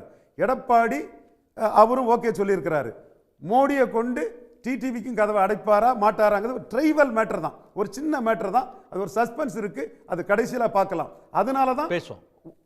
டிடிவியும் கமிட் பண்ணாம ஒரு லெவல்ல ஒரு அவர்களே அறிவிப்பார்கள் அப்படின்னு அலர்ட்டா பேசுறாரு. அதாவது 2021 ஆர்எஸ்எஸோட வாய்ஸை வந்து எப்படியோ வந்து ரெசிஸ்ட் பண்ணிட்டாரு. கண்டிப்பா இந்த தடவை ஒரு பிரஷர் ஜாஸ்தியா இருக்கு, மோடி சப்போர்ட்ல தான் பண்ணாரு. ஏமா இதுக்கிடையில் நம்ம ஏற்கனவே வந்து மக்கள்கிட்ட ஒரு கருத்து கேட்டிருந்தோம் திரு எடப்பாடி பழனிசாமியோட வாக்குறுதிகள் குறித்து. அதற்கு கவன ஈர்ப்பு உத்தின்னு 18% பேர், திமுகவை முந்துவதற்காக 16%, தேர்தலில் வெற்றி பெற 24%, மக்கள் நம்புவது கடினம் என்று 42% பேர். இதையும் சேர்த்தியே பேசிடலாம். மக்கள் நம்புவது கடினம். இப்போ ஏறக்குறைய திரு ரவீந்திரன் துரைசாமி சொன்ன மாதிரி தான், கொடுக்குறேன்னு சொல்கிறவரை விட கொடுத்தவரை தான் நம்புவாங்கன்றாங்க. சொல்ல விரும்புகிறேன். இப்போது அண்மை காலமாக ஒரு 8 மாதங்களாக நடந்த நாட்டில் பல்வேறு தேர்தல்களில் இது எதிரொலிக்கிறது. இந்த ஃப்ரீபி எதிர்கட்சியில் அவங்க கூடுதலாக நான் கொடுக்குறேன்னு சொன்னாலும், இப்போ தேஜஸ்வி யாதவ் சொன்னார் வாக்கு விடலை, உத்தவ் தாக்கரே சொன்னார் அவர் வாக்கு விடலை. அதே போல் பீகார்லேயும் மற்ற மாநில மத்திய பிரதேஷ், ராஜஸ்தான், சத்தீஸ்கரில் 3 ஸ்டேட்லையும் கேம் சேஞ்சர் இந்த ஃப்ரீபி ஸ்கீம் அவங்க வந்தாங்க. அதனால் நான் வந்தால் அதிகமாக கொடுக்குறேன்ற காட்டிலும் கையில் காசு இன்றைக்கி யார் கொடுத்தாங்களோ கார்த்திகை, நான் இன்னொரு விஷயம் உங்களுக்கு சொல்ல விரும்புகிறேன். இனி வரும் தேர்தல்களில் ட்ரெண்ட் எப்படி இருக்கிறதுனா, ஆன்டி இன்கம்பென்சி என்று இல்லாமல் ப்ரோ இன்கம்பென்சி என்று செல்வதற்கான வாய்ப்பு தான் அதிகம். ஏன்னா ஆட்சியில் இருக்கிறவங்க நேரடியாக ராமாண்டான ராவணாண்டான எனக்கு கவலை இல்லை, எனக்கு நேரடியாக என் கையில் என்ன வருது, மக்கள் கையில் என்ன வருது, அது நமக்கு அது மக்கள் அதில் சந்தோஷப்படுறாங்கன்னா அந்த ட்ரெண்டு தான் இனி போகுமே தவிர, இனி ஒரு ஆளுங்கட்சியை ஒரு எதிர்கட்சி வீழ்த்தி இதெல்லாம் தாண்டி அடுத்த தேர்தலில் அவங்க தோக்கடிக்கலாம்னு நினைப்பது மிக மிக கடினம் என்ற ஒரு நிலை வந்திருக்கிறது. இந்த டிடிவி தினகரன் ஓபிஎஸ் பொறுத்தவரை இவங்களுக்கு இருக்கிற கன்ஃபியூஷன், அவங்களும் கன்ஃபியூஸ் ஆகி, தொண்டர்களும் கன்ஃபியூஸ் ஆகி, கூட இருக்கிறவங்களும் கன்ஃபியூஸ் செய்து என்ன முடிவு எடுக்க போகிறாங்கன்னா கூட இருக்கிறவங்களுக்கு தெரியல. இப்போது ஓபிஎஸ் பார்த்து வார்த்தையை கொடுத்துட்டேன். ஆமாம், மனோஜ் பாண்டியன் திமுக சேர்ந்துட்டாரு, இன்னும் 2 பேர் சுப்ரத்னம் வந்து டிஎம்கே போயிட்டாரு, இவர் முடிவு எடுக்காமல் இருக்காரு. இந்த மாதிரி செஞ்சுட்டே போனால் இவங்களுக்கு வந்து கடைசியில் மிச்சம் இருக்கிறது மிக கம்மி. ஆனால் இவங்களுடைய சக்தியும் குறைந்திருக்குது. டிடிவி தினகரனும் ஆவேசமாக பேசினா கூட கடைசியில் யதார்த்த நிலைமைக்கு வந்துட்டாரோ என்ற ஒரு நிலைக்கு வந்திருக்குது. ஆகவே இவங்களெல்லாம் வச்சுக்கிட்டு, ஆனால் எடப்பாடி இபிஎஸ் பொறுத்தவரை அவர் என்ன நினைக்கிறான்னா, பாஜகவோட இது ஒரு கேம், இவங்களெல்லாம் கூட வச்சுக்கிட்டு அவங்களுக்கு 10 சீட் கொடுக்கணும், 20 சீட் கொடுக்கணும்னு அதிமுகவோட எண்ணிக்கை வந்து குறையிறதுக்கான ஒரு முயற்சி. அதாவது பிஜேபி என்டிஏ எங்களுக்கு ஒரு 80 இடங்கள் கிட்டத்தட்ட ஒதுக்குற மாதிரி ஒரு முயற்சி நடக்கிறதா தெரியுது. இவங்களுக்கு இடங்கள் குறைவாக ஆக கடைசியில் வெற்றி பெறாங்களா இல்லையான்றது வேறு விஷயம், அதுக்குள்ளே நான் போகல. ஆனால் கூட்டணி ஆட்சின்றது தவிர்க்க முடியாத ஒரு நிலை கொண்டு போகிறதா? அது மட்டும் இல்லை, முதல்வராக வந்து பின்னால் வந்து இவங்க பின்னால் நாளைக்கு எதிர்ப்பு தெரிவித்து முழு ஆதரவு தெரிவிக்கலைன்னா என்ன ஆகுன்றது அந்த கவலை அவருக்கு இருக்குது. அதுதான் அவர் வந்து முக்கியமான காரணம். டிடிவி ஓபிஎஸ்லாம் எதிர்க்கிறதுக்கான முக்கியமான காரணம். நாளைக்கு இவங்க வந்து முதல்வர் வேட்பாளர் தேர்வு செய்யும்போது இவங்கெல்லாம் ஒரு தலைவலியாக இருப்பாங்கன்னு தான் முதல்ல அவர் கட் பண்ண பார்க்குறாரு. இதான் அங்கே வந்து நடக்குது. இதை தாண்டி ஓபிஎஸ்க்கு சொல்கிற மாதிரி ஆப்ஷன் ரொம்ப லிமிட்டட். ஆனால் அவர் சர்வைவ் ஆகணும்னா, இப்போ சர்வைவல் ஆகணும்னா ஒரு ஜெயிக்கிற கூட்டணியில் போய் சேர்ந்தார்னா ஒரு 4 எம்எல்ஏ அவரோட கூட ஜெயிக்கிறாங்கன்னு வைங்க, அவர் நிற்கலாம், ஒரு 5 ஆண்டு 10 ஆண்டு நிற்கலாம். ஆனால் ஒரு பக்கம் அதிமுக ஒருங்கிணைக்கிற முயற்சின்னு தொடர்ந்து சொல்லிகிட்டே இருக்காரு. அப்போது திமுக எப்படி சேர முடியும்? திமுகவில் சேர்ந்து இதை பண்ணி எப்படி திமுக சேர முடியாது, கூட்டணியாக போகலாமா?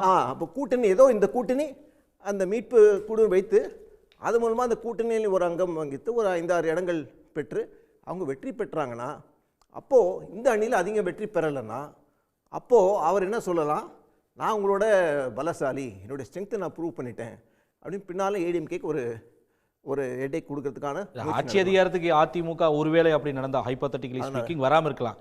ஆனால் இவர் கொடுக்கக்கூடியது நிச்சயமாக ஒற்றை இலக்கத்தை தாண்டி இருக்குமான்னு தெரியாது ஓபிஎஸ்க்கு. ஆமாம், அப்படியே வெற்றி பெற்றால் அதிமுக எண்ணிக்கையோட அதிகமாக இருக்க போகிறார், சொற்ப எண்ணிக்கையில் தான் இருக்க போகிறார். அதான் இப்போது அவருக்கு வந்து இன்றைக்கி அவர் வந்து எனக்கு ஒரு ஸ்ட்ரென்த் இருக்குன்னு காட்டணும். ஃபஸ்ட்டு அவர் ஒரு தொகுதியில் நின்று காட்டினார், ஓகே. கூட இருக்கிறவங்களுக்கு ஒரு 4-5 பேர் கூட இருந்தாங்களா அவனுக்கு எப்படியாவது டிக்கெட் வாங்கி கொடுக்கணுன்ற ஒரு கவலை ஒன்று, அவங்க ஜெயிக்க வைக்கணும் ஒன்று. எம்எல்ஏ ஆகிட்டாங்கன்னா அப்போ அவர் ஓரளவுக்கு நிற்கலாம். இன்னொரு 2-3 வருஷம் அவர் அந்த பணியில் தோணும். டிடிவி தினகரனோட ஈக்குவேஷன் வந்து வேறு. டிடிவி தினகரன் பிஜேபி கேட்டு தான் அநேகமாக இதை ஒத்துக்கிறாருன்ற மாதிரி தெரியுது. எடப்பாடி பிரச்சனைலாம் பிறகு பார்த்துக்கலாம், அது ஏன் இப்போ மண்டை போட்டு வச்சு அவரே சொல்லிட்டார், அறிவிக்க வேண்டியவர்கள் அறிவிப்பார்கள் முடிச்சிட்டாரு. அவருடைய பின்னால் என்ன செய்வார்னு தெரியாது. தற்சமயம் உள்ள வருவதற்கான ஒரு வழியை உண்டாக்கியிருக்காருன்னு தான் தோணுது. நன்றி. பாக்கி உங்களுடைய நிறைவு கருத்து. I beg to differ with most respected Ravindran Duraisamy.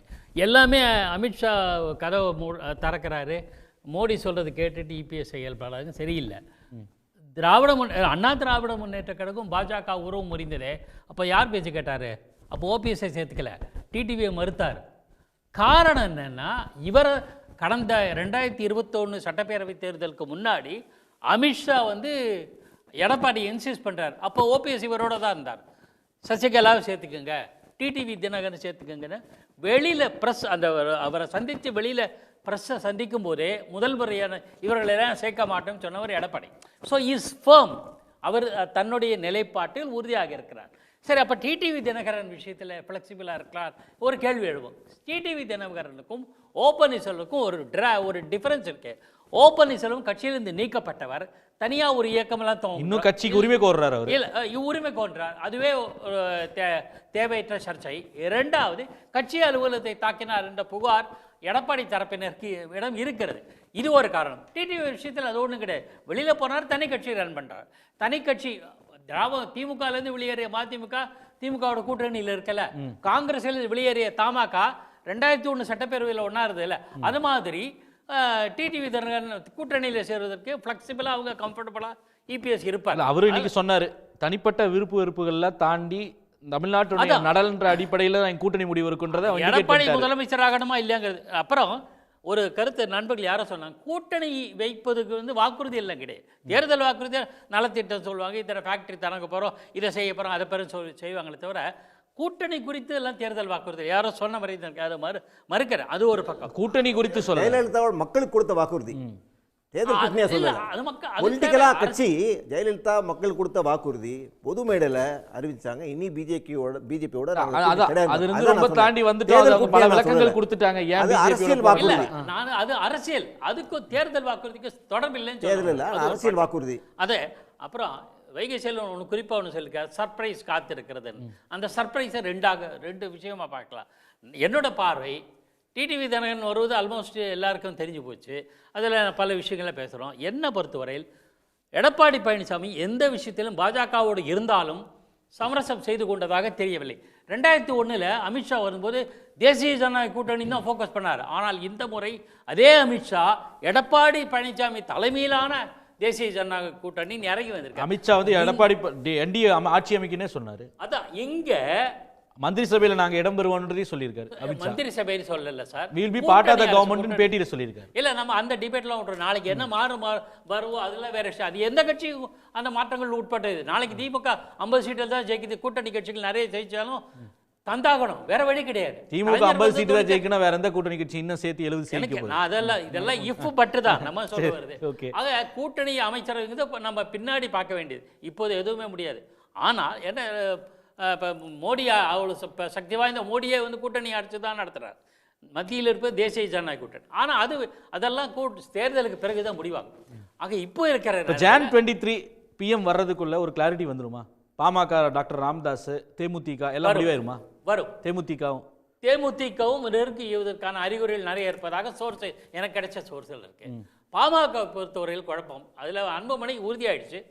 Anbumani இருக்கும்போது ஐயா ராமதாஸ் வருவாரா இல்லையாங்கிறது ஒரு பெரிய குழப்பம். அந்த கேள்வி கேட்டு அவரே வந்து கேட்டகரிக்கெல்லாம் பதில் சொல்லலையே. இல்ல போக மாட்டேன்லாம் சொல்லல. ஒரு நாள் ஸ்டாலினை பாராட்டுறாரு, ஒரு நாள் நான் தேசிய ஜனநாயக கூட்டணியில் இருக்கேன்னு சொல்றாரு. அது ஒரு பெரிய குழப்பம். அதை பற்றி நம்மளால ரெண்டு பேரை பற்றி உறுதியாக சொல்ல முடியாது. ஒன்று ஓ பன்னீர்செல்வம், இன்னொரு ஐயா ராமதாஸ். மற்றவர்களாம் தேசிய ஜனநாயக கூட்டணி கட்டமைக்கப்படும். இன்னும் சொல்ல போனால் மோடி வரும்போது தேசிய ஜனநாயக கூட்டணி கட்டமைத்து விட்டோம் என்று காட்டுவதற்காக தான் மோடி அழைக்கப்படுகிறார். பாக்கியோட ஒரு கருத்தை நான் ஒத்துக்கிறேன். ஓபிஎஸ்க்கும் டிடிவி தினகரனுக்குள்ள அந்த வேறுபாடு அவரோட கருத்து கரெக்டு. மற்றபடி எடப்பாடி நம்ம ஸ்டெடியான தலைவர்லாம் சொல்கிறாரு. கூட்டணி பேரத்தில் அவர் யாருக்கிட்டையும் விழல, take it or leave it அவர் தான் கொடுத்தாரு. ஆனால் மக்களவை தேர்தலிலே காங்கிரஸும் பாஜகவும் நாட்டுக்கு தேவையில்லாத அணி, நாங்கள் பிரதமரை முடிவு பண்ணணும்னு சொன்னவர் சட்டமன்றத்தில் பாஜக கூட மைனஸு, கிறிஸ்டின் முஸ்லீம் ஓட்டுக்கு மைனஸ் ஒன்று வந்திருக்காருன்னா அது எடப்பாடியின் வீழ்ச்சி, பலகீனம். அந்த பலகீனம்ங்கிறத பாக்கி ஒத்துக்கிடுவார் நான் நம்புறேன். பிஜேபி பிரஷருக்கு ஈல்ட் ஆயிருக்காரு. இல்ல அவர் பலகீனப்பட்டு போட்டார். செல்வாக்கு இழந்திருக்கிறார், செல்வாக்கு டவுன் ஆயிருக்காரு. அதனால பாஜகவால் இன்னொரு அணி அமைக்க முடியும்னு 2வது இடத்தை காப்பாற்றுறதுக்கு பாஜகவோட வந்திருக்கிறார். அவ்வளவு பலவீனமான ஆனவர் வந்து இப்போ எப்படி ஒரு டஃப் நெகோசியேட்டரா இந்த தேர்தலில் இருக்க முடியுமா? 20 விழுக்காடு அவர்கிட்ட இருக்குது. பாஜகவும் ஒரு இடமும் ஜெயிக்காத. 2019 அவங்க 19.4% தான். எஸ், அதே பாஜக வந்து இன்னைக்கு அவங்களால ஒரு அணி அமைக்கக்கூடிய ஒரு வாய்ப்பு இருந்ததுனால தான் இவர் மக்களவையிலே வராதவர், மைனஸ்ன்னு சொன்னவர் சட்டமன்றத்தில் போய் பாஜகவோட கூட்டணிக்கு வந்திருக்கிறாரு. இவர் வந்ததும் அவங்க அண்ணாமலை நீக்கி கொடுத்துருக்குறாங்க. அடுத்தபடியாக அவங்களுக்கு இன்னொரு அணி அமைக்கக்கூடிய பலத்தை அவங்க இழந்துட்டாங்க. இப்போ இவரால் மட்டும்தான் அணி அமைக்க முடியும் திமுகவுக்கு எதிராக. அந்த ஸ்ட்ரெங்த்தில் இவர் வந்துட்டார். அது அவருக்கு திறமை தான். ஆனால் அவர் வீழ்ச்சியால் 2வது இடத்தை 18% என்டிஏ அண்ணாமலை சீமான ப்ரொஜெக்ட் பண்ணி 28, இது வந்து 20 தான். ஆபத்து வந்து என்னோட ஆணித்தரமான கருத்து. அமித்ஷாவே 21, நீங்க 21, நாங்க 18 சொல்றாரு. ஆனா அப்படி பேசக்கூடியவர்கள் எதற்காக இன்னைக்கு வரைக்கும் பிஜேபி விஜய் எங்க கூட வந்துருவாரு அப்படின்னு சொல்லிக்கிட்டே இருக்காங்க. ஏடிஎம்கேலயும் ஒரு எக்ஸ்பெக்டேஷன் இருக்கு, விஜய் வந்து நம்மளை காப்பாற்ற மாட்டாருன்னு. விஜய் வருவாருன்னு சொன்ன அந்த விஜய்க்கு தான் இன்னைக்கு சென்சார் போர்டில் வந்து சொலிசிட்டர் ஜெனரலே வந்து ஆர்கியூ பண்றாரு, ஹேவியர் பெட்டிஷன் போடுறாங்க. இங்க மாநில காவல்துறை நடவடிக்கை எடுக்காத தாண்டி சிபிஐ நடவடிக்கைன்னா தமிழக பாஜகவின் எண்ண ஓட்டம் வேற, மோடிக்கு எண்ண ஓட்டம் வேற. மோடி நமக்கு ஆகாத சக்தி, இவர் விஜய் என்னைக்குனாலும் ராகுல் காந்திக்கு சப்போர்ட்டா 29ல் போவார், அவரை கிரஷ் பண்ணி. அப்படியே விஜய் அந்த விஜய் வந்து பிஜேபி பத்தி ஒரு வார்த்தை பேச மாட்டேன்றாரு. விஜய் தானே அது முடிவெடுக்கணும். அந்த கட்சியிலேயே யாரும் பேசுறது இல்லையா? பாஜக பேசல, அது அவங்களோட பலகீனம். அன்னைக்கு வந்து தலைவா படத்தை ஜெயலலிதா அம்மையார் கிராக் டவுன் பண்ணும்போது அப்பவும் பேசல. அன்னைக்கு ஜெயலலிதா அம்மையார்ட்ட வேண்டுகோளை வச்சாங்க. அதுல இருந்து கொஞ்சம் கட்சி ஆரம்பிச்சனால வேண்டுகோள் வைக்கல, அதுல இருந்து கொஞ்சம் வேண்டுகோள் வைக்காம ஸ்டெடியா இருக்கிறார், அமைதி காக்கிறார். திரு கோட்டீஸ்வரன், உங்க நிறைவு கருத்து. படம் பேர்லாம் தலைவா, ஜனநாயகம், தெரி, மெர்சல். ஆனால் அதெல்லாம் வந்து இயல்பாக வந்து எதிர்பார்ப்பில் நடைமுறையில் வருதான்னு கேட்டால் வர்றதே கிடையாது.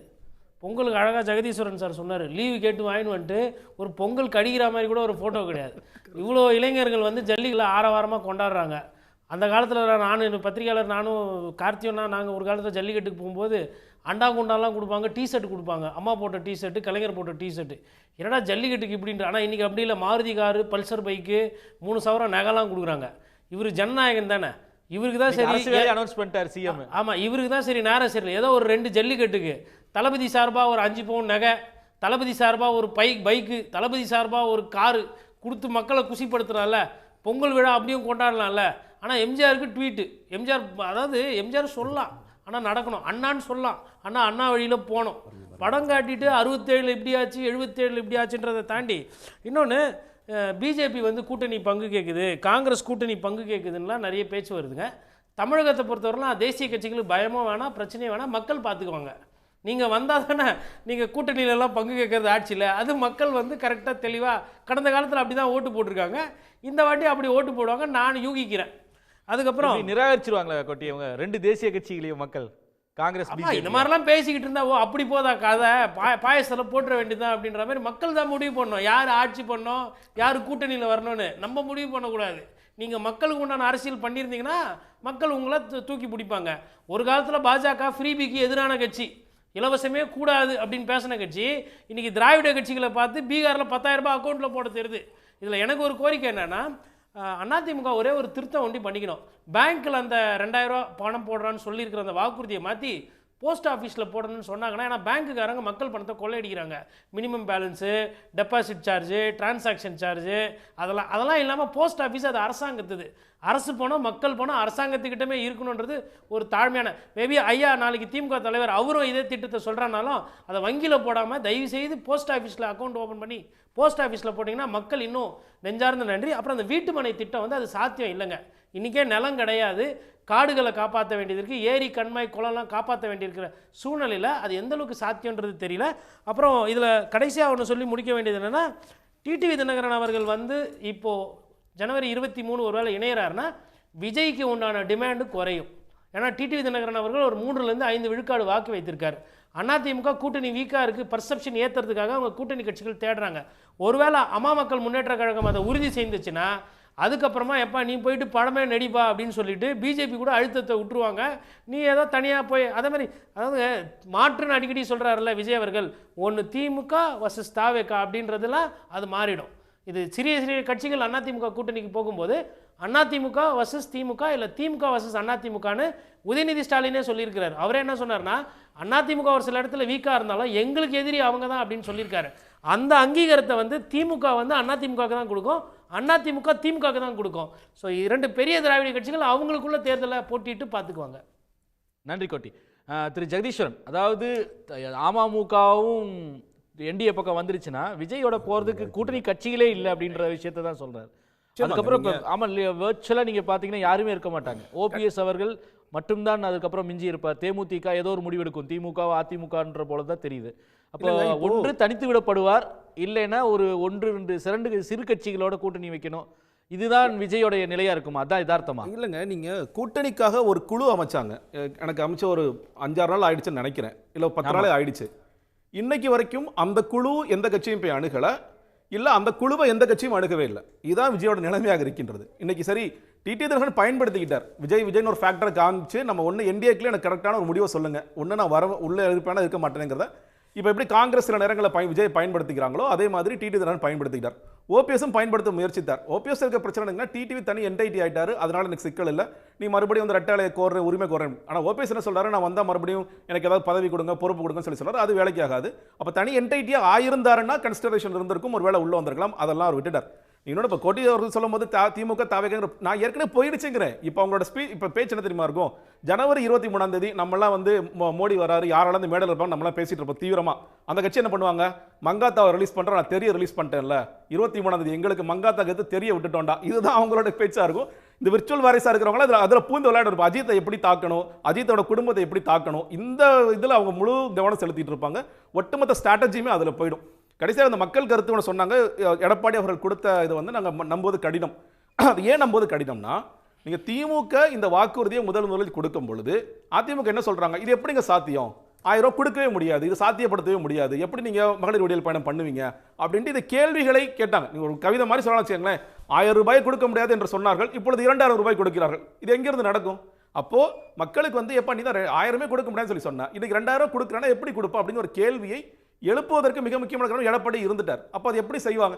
ஆனால் இவங்க வந்து உங்களுக்கு காலதாமதம் இருந்துச்சு, ஒரு 24 மாதம் கொடுக்கல, ஆனால் ஸ்டார்ட் பண்ணிட்டாங்க, கன்சிஸ்டண்டாக கொடுக்குறாங்க. ஏன்னா ஆரம்பிக்கும் போது கூட பாருங்க, நாடாளுமன்ற தேர்தலில் கொடுப்பாங்க, அப்புறம் விட்டுருவாங்க, திரும்ப சட்டமன்ற தேர்தல் வரும்போது தான் கொடுப்பாங்க, கன்சிஸ்டண்டாக இருக்காது. இல்லை, கன்சிஸ்டண்டாக நடத்தி காட்டிட்டாங்க. அடுத்ததாக கன்சிஸ்டண்டாக நடத்தி கூட அப்படித்தான் ஆரம்பித்து வந்து நிறுத்தப்பட்ட திட்டம் தான், அப்படியே நின்று போட திட்டம். ஆனா இது 1 கோடி மகளிர்ல இருந்து இன்னைக்கு 1 கோடி 31 லட்சம் இருக்கு. முதல்வர் என்ன சொல்றாரு, இந்த தேர்தலுக்கு முன்னாடி எல்லாத்தையும் மேக்ஸிமம் கவர் பண்ணிடுவோம்னு சொல்லி சொல்றாரு. அதே நேரத்தில் உங்களுக்கு நல்ல செய்தி காத்திருக்குன்னு சொல்லும் பொழுது ஆப்வியஸா அவங்களோட திட்டமும் 2000 இருந்திருக்கும் ஏற்கனவே.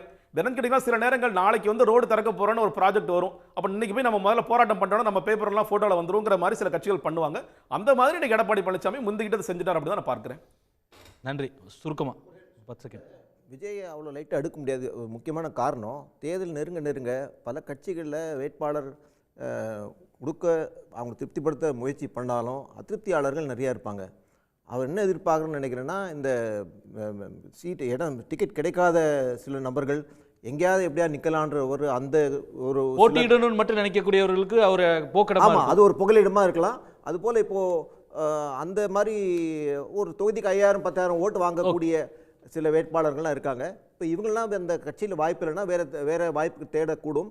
அதுக்கு ஒரு வேளை கதவை திறந்து வைத்திருக்கலாம். மறுபடியும் அவரை மறுக்கிறேன். என்ன காரணம்னா, கூட்டணியில் கடந்த ஆண்டு ஏப்ரல் மாதம் டெஸ்பரேட்டாக இருந்தது பிஜேபி தானே தவிர அதிமுக இல்லை. அதுக்கப்புறம் அதிமுக ஒரு கண்டிஷன் வச்சார், அண்ணாமலை நீக்கணும்ட்டு நீக்கிட்டாங்க. அதுவரையில் சாணக்கிய திலகமான அமித்ஷா ஹோல் டே வெயிட் பண்ணுறாரு, நினச்சா போயிட்டு வந்திருக்கலாம். ஆனால் இந்த விஷயத்தில் அதிமுகவுக்கு அடங்கி தான் பாஜக இருப்பது பார்க்கிறோம். சென்ற முறை இருந்ததை விட இப்போ அசட்டிவாக இல்லை, இவங்க சொல்கிறது தான் கேட்குற மாதிரி நிலைக்கு வந்திருக்காங்க. அதை சொல்கிறோம். இல்லை, அதனால தான் ஏப்ரலில் 3 கார் மாறி டெல்லிக்கு போயிட்டு வந்தாரான்றதை ஒரு பார்க்கணும். வரக்கூடிய நாட்களில் இன்னும் 3 கார் கூட போகலாம், அது பார்க்கலாம். பொறுத்திருந்து பார்ப்போம். மேலும் விவாதிக்கிற நேரம் இருக்குது, பொறுத்திருந்து பார்ப்போம். கேள்விக்களம். நன்றி.